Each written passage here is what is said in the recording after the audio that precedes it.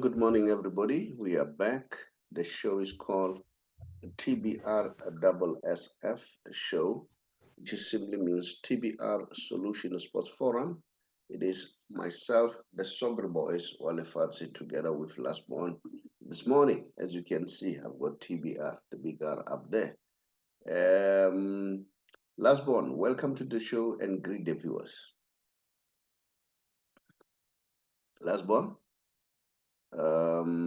I hope you hear me. If you can greet the viewers, and then so that we get started. There's quite a lot to talk about today. We've watched Bafana Bafana, and then the coach, the coach is so vocal. And then the coach has said he has been vocal on Mayo, that the boy disappears, and then he doesn't see him. He doesn't see him working hard. So I don't know whether that has proven him, because Maya was given a chance. I don't know. Those who saw the game, probably they will be able to indicate. Tshepang, welcome to the show. I see that I was struggling to reach you. Tshepang? Can you hear me now? Yeah, I can hear you. Oh, yes. No. Good morning, Mr. Shabalala, and to our viewers out there. And yeah, thanks for having me. Yeah, you see, it's all about the big R. Here we are. It's our cup, the Big R Foundation. Okay. So yeah, we are promoting the brand. Tshepang. Yes. I'm sure you watched the game, Bafana Bafana. And then what's your take? What you saw? Yeah, first things first, coming into that game against Andorra. Yeah, a very quick one, because I've got so much on the plate. Yeah, I could say the lineup. Yeah, maybe it was a good start for them to actually start introducing new players, maybe into the building phase, as the coach is saying that we're building now. But there were some faces which I personally was quite shocked of seeing. But yeah, it was great seeing your Kaizer Motaung being part of the squad. We saw the likes of Tito Masangwai being part of the squad as well. So I think these are the kind of players the coach wants to try and introduce into the national team and build them going forward. Yes. While you're still there, what's your take about Mayo? How did he play this game? Yeah, I think, for me, I think he needs to do more. His work rate needs to be more. When you're playing in a national setup, it's different compared to club football, I think for me, it demands a lot of intellect, because now it also depends with the kind of players that you play with around you, when it comes to the supply. I mean, Mayo is not the type of person whereby every ball needs to be crossed to him and then he needs to keep on heading the ball. No. But he's more of a ball player as well. He's very comfortable with his feet as well. So I think with him, he struggled a lot when it comes to that in terms of supply and also combination play. Someone to link up with him in order for him to create chances. So that was the missing point in that game for him. So do you agree with the coach that he somehow disappears along the game? You don't see him, he's not a hard worker. Do you agree with the coach? Did you see that?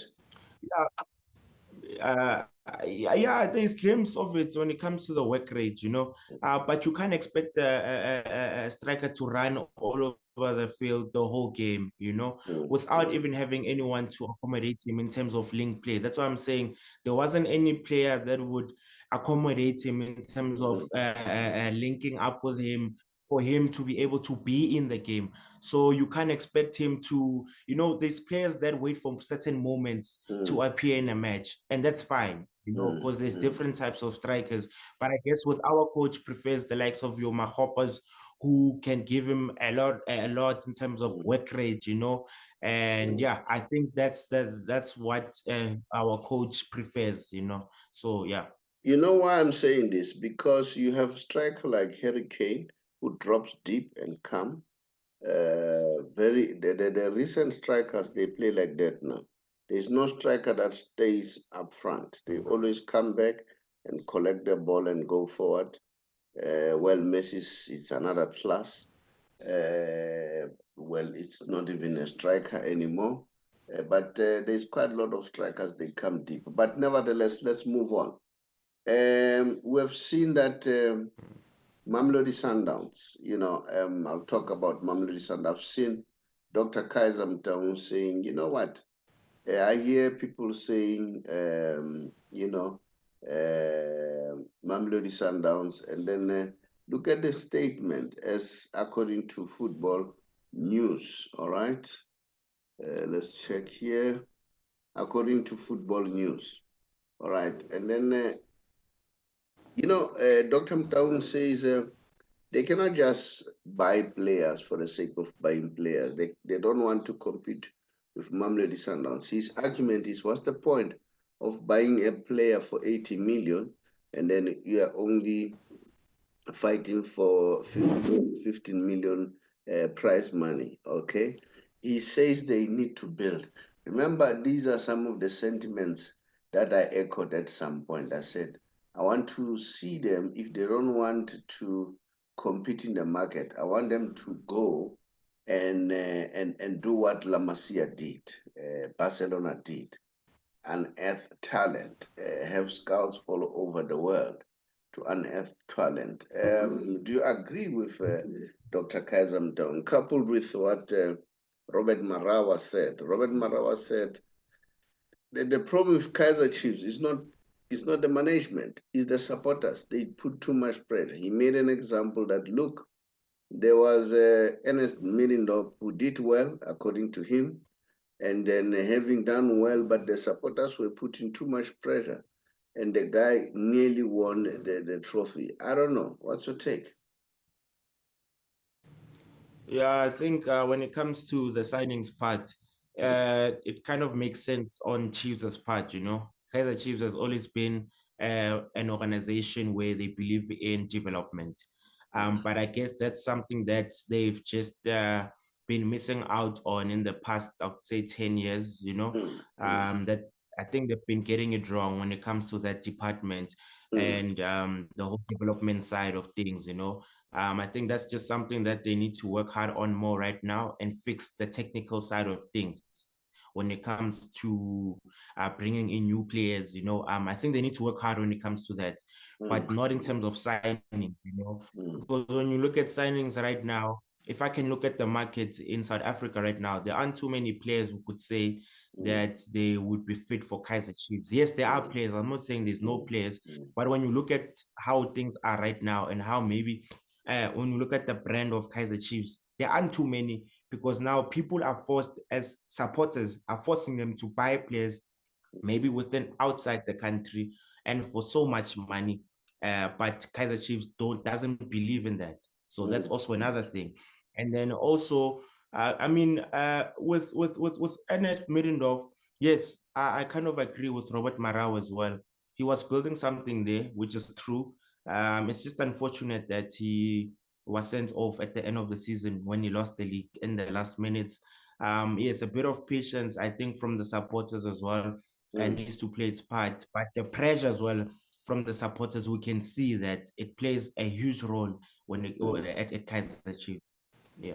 And Dr. Motaung was saying it's not only Chiefs. Throughout the world, the teams go a lean spell. We know that Liverpool at some point, we see what is happening now with Manchester United. They're still struggling. We've seen what happened to Arsenal after the departure of Arsene Wenger.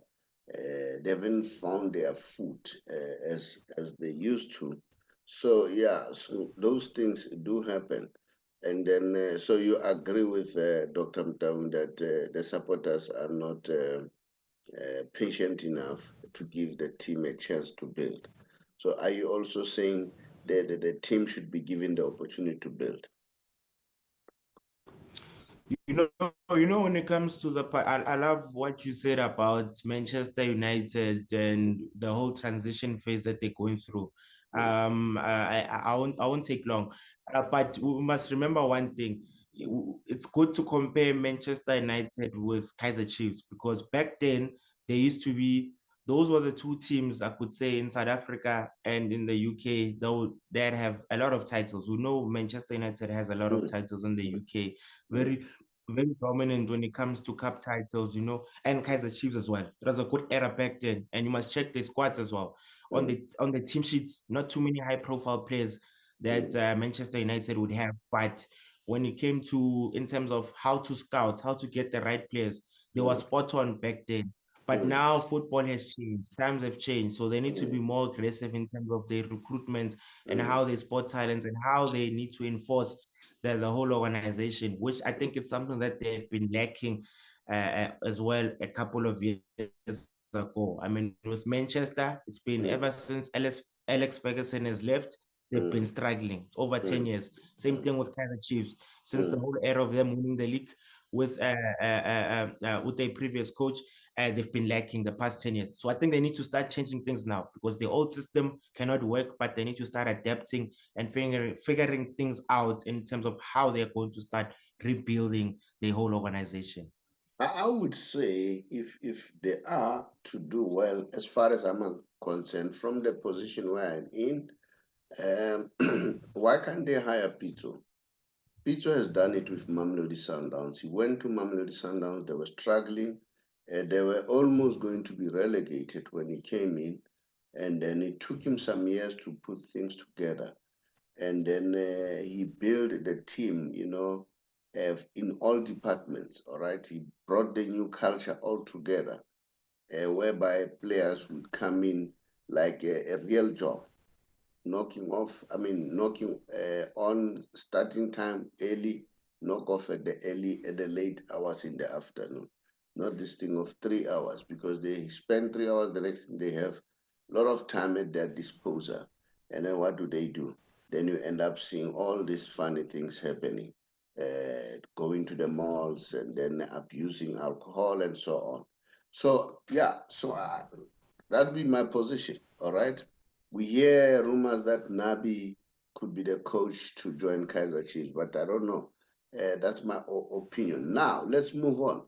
Let's talk about, Real Dwaba. Miss Real Dwaba said Doc Khumalo, could be the right person to assist with the school sport. And then he argues that you need a person like Doc Khumalo. I don't know what your take about that. Yeah, valid point right there. Um, but when it comes to school sports, we do know that the government needs to be involved in Yeah. terms of pumping in funds, Mm, SAFA needs to be involved. Right now, what I see from the background, because I managed to see different organizations at schools.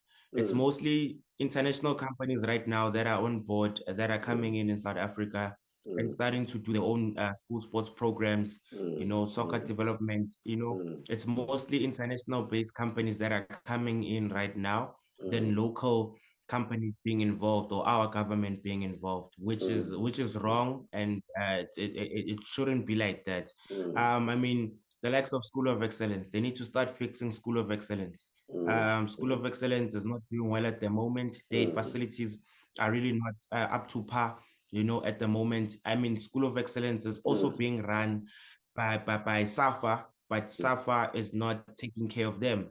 So mm, that's where they need mm, to start as well, because School of mm, Excellence is also part of a school. So there's mm, a lot that needs to be done. But I think with the likes of Dr. Khumalo being involved, I mm. think such things he can identify, and certain things can be fixed and be improved in our school sports. One thing that I like about Doc Khumalo Lately, I've seen Doc Khumalo being very vocal. He's not afraid to speak his mind. I saw at some point he was vocal against the leadership of SAFA, and then, campaigning for Miss Reali Dwaba. And then not only that, recently I've seen him being vocal about what is happening at Kaizer Chiefs, speaking his mind to say these are the issues. And then coming up boldly and say, Sundowns, they know what they're doing. They're serious. They don't compete with local football anymore. They are looking at continental level. So a person who speaks his mind like that, yes, it's not good, but at the same time, it makes you think. When you have somebody who will be critical in that way and speak his mind. So maybe Doc Khumalo, from that angle, can be of assistance. And the other thing that I like about Doc Khumalo, the fact that he's rallying around former players, trying to assist them. For me, it's a big one. So it shows that he's still in touch with the former players, and then probably they can be roped into that kind of a program. I don't think it being a very bad idea for me. So yeah, maybe he should be given an opportunity. Now let's talk about the rise of Mamelodi Sundowns. You like it or not, I think Mamelodi Sundowns, they're a team to be reckoned with. Look, I've heard even Jomo saying, "Look at these guys, man. I got this from I think it's a football news, something like that, if I'm not mistaken, on social media." And then look, they are doing extremely well. And then AFL it's 75 million, and then DSTV Premiership 15 million, and then MTN 800. Carling knockout cup qualifier, 800,000 net bank. Well, they're still at quarterfinals, and then if they qualify for CAF Champions League, they'll be getting something like 9.9 million. If they win the club football, I mean the club World Cup, that's 1 billion rand, and that will make them untouchable, Mamelodi Sundowns. Okay, and then in terms of sponsors, according to this article, I'm not sure how true is this. They say they've got Intercape, they've got Sun International, they've got Herbalife, they've got Puma, they've got what is this other one? Buntu Batu, Hyundai, and Rock Nation, Red Bull, and SNE. And then apparently this is worth 500 million. Are you seeing the rise of Mamelodi Sundowns? And look, it's not only the rise in terms of money and football. I'm sure nowadays we used to see only Pirates, as also the article articulates to that or talks to that, what you call the t-shirts of Pirates, Kaizer Chiefs, but nowadays you also meet people wearing Mamelodi Sundown, which shows that they've arrived. They've arrived. So what's your take about that? Yeah, I know. I mean, with them, they always say that they're a team of trophies, and as many trophies as as they can get within the organization is able to boost them. When it comes to signings as well, and in order to achieve what they want to achieve. I mean, with Sundowns, if they can win more than just the league, that's why they fight more for CAF competitions in order for them to win there, so that they know that whatever investment that they've made for a certain player, they'll always get their money back. Which is why for me, I don't mind them spending so much money. I mean, we saw the Allende issue. It's been going viral this week, saying that the decision was taken within 15 minutes, and then it was a 58 million rands worth of a signing for him to come to South Africa from Chile, But for now, they've already made more than that at the moment, you know. With the AFL, I think they've accumulated over 75 million, if I'm not mistaken. We know that they're going to win the league right now, positively so. They are still in the CAF competition, they're still in the Nedbank Cup competition. So with them, they're on the right track in terms of trophies and when it comes to them having the money at the moment. So I don't mind them spending so much because they know that they are able to regain that money back by winning competitions. So they're not a team of just buying, but they know how to make their money as well. Yeah, I'm sure, and then I'm sure some teams will also learn from what Sundowns is doing. And then I'm told that they are looking at renewing the contract of Mamelodi, which is a positive thing. You know, Mangoba apparently is happy at Mamelodi Sundowns. He does not have problems. So you keep that intellectual property and keep it there with you and see what's happening. Yeah, so yeah, we'll see. And then any other news that we'd like to share quickly before we close off? But before we go there, I just want to remind people to say, please subscribe and then also comment on our show. And please, if there's anything that would like to assist us, go to our website, which is www.tbr.solutions. You'll realize that we've got books, and then you can buy our books. They'll educate you financially, and then that will help us to, you know, to build our product to a much better product. But not only that, we are busy in a campaign of assisting people who are GPF members who are 55 years and above who wants to leave early, but due to the fact that they are not yet 60, they are afraid of being penalized. We can show them how can they avoid that in a legal way.